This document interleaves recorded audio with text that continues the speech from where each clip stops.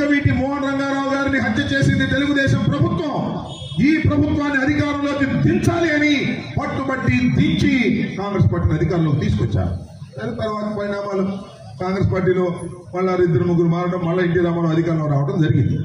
నేను ఇక్కడ నేను మనవి చేస్తున్నా, ఆ రోజు నేను శాసనసభ్యుడిని అయ్యా, మళ్ళా మొన్నయ్యా, ఈ మధ్యలో ఖాళీ అయ్యాడు.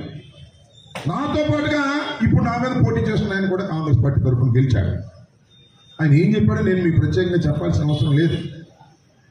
ఎన్ని సందర్భాల్లో వంగవీటి మోహన్ రంగారావు గారిని చంపింది తెలుగుదేశం అన్నాడు, డైరెక్ట్ గా చంద్రబాబే చంపాడు అన్నాడు.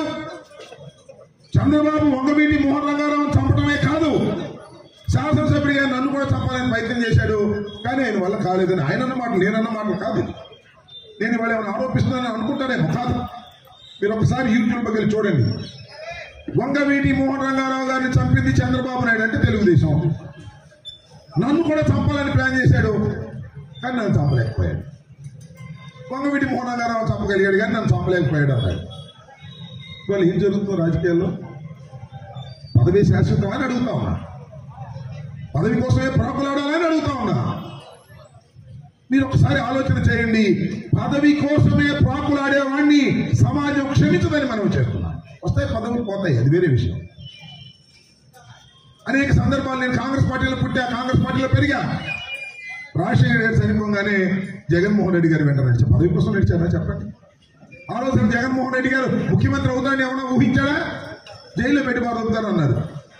అమ్మటరామాబు కూడా జైల్లో పెడతారన్నారు. సిబిఐలు కూడా అనిపించారు. ఐ డోంట్ కేర్ అంటున్నా.